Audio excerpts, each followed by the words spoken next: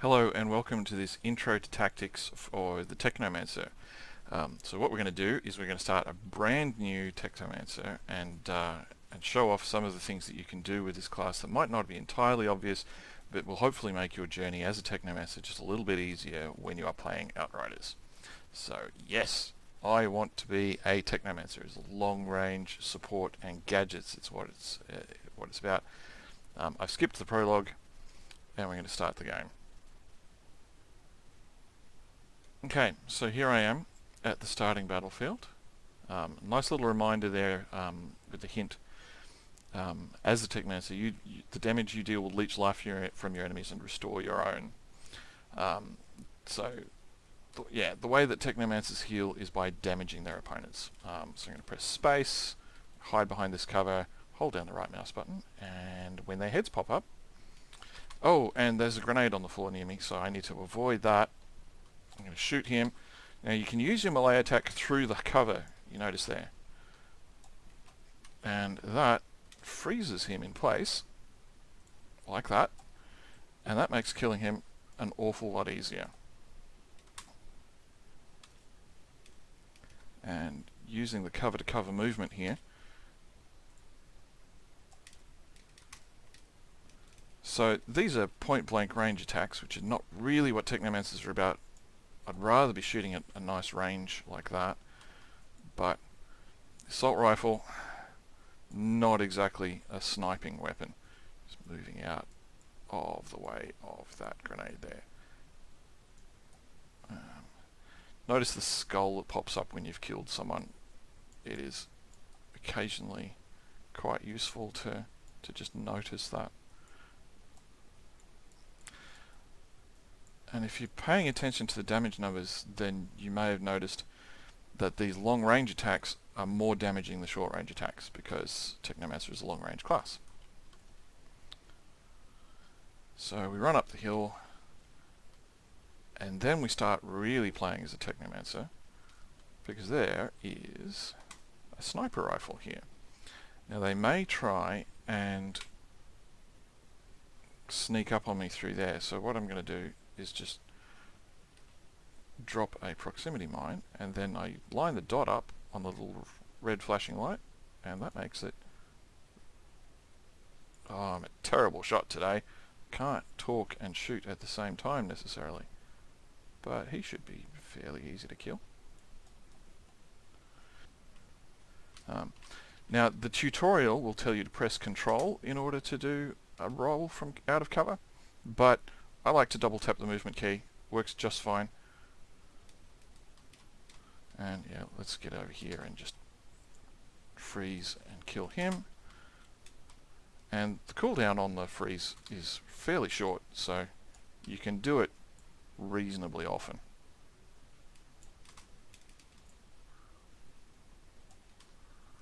Oh, let's get out of there. Don't do it from too far away. Otherwise you may have an embarrassing failure to kill. You can see there my health climbing back up. If I hold down the 1 key, then I can get a targeting thing. That looks about right. Nope, obviously didn't work. No, I'll just walk over and kill them like this. So it's an area of effect freeze, by the way.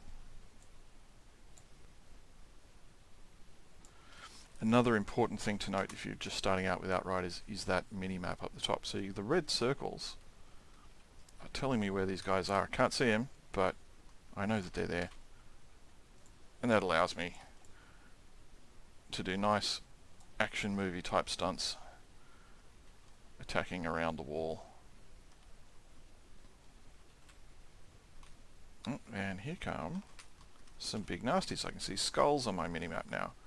So I don't want to be close to these guys when they do their horrible flamethrower attacks.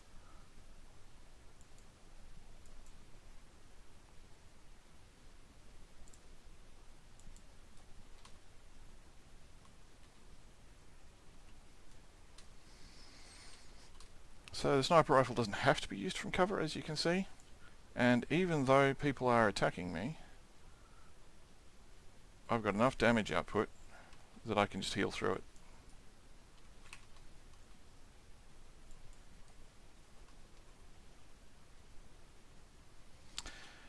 And I'm level 3, which means I get the cryo turret. Cryo turret skills first, friend. So here we are at the Hound's warehouse, and I've got a bunch of dudes shooting at me, but I also have a new toy in the form of the cryo turret. And you can see it on the left there, just sort of looking for targets. I'm going to get out of the way of this grenade.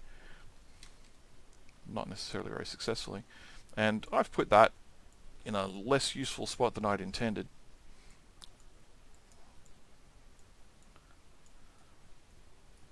And it's not doing me an awful lot of good. What I can do now that the cooldown has run out is think a little more carefully about where I'm going to put it.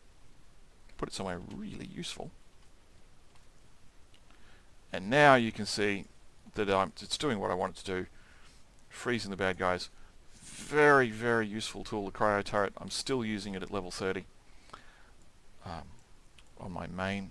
And here you can see, you know, those two guys got frozen. So much easier to take them out.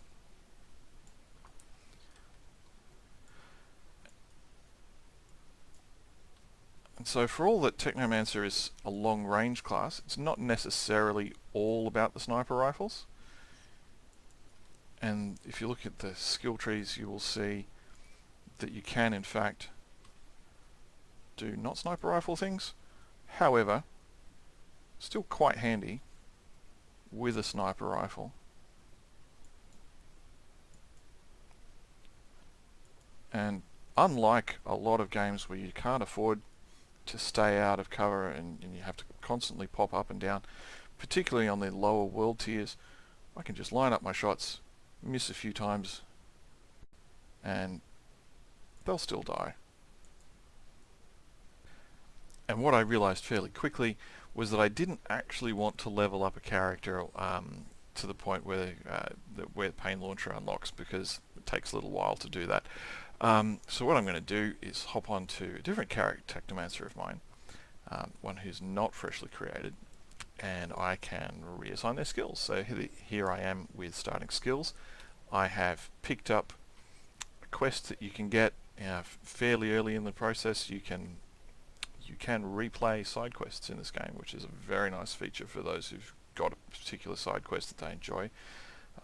Some of you may recognise the start of the quest where you have to save Lieutenant McCain here, and this will give me an opportunity to show you how the pain launcher works.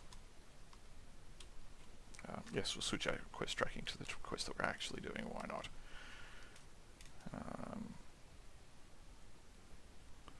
And so those guys are all up there. I can put a turret here and a grenade.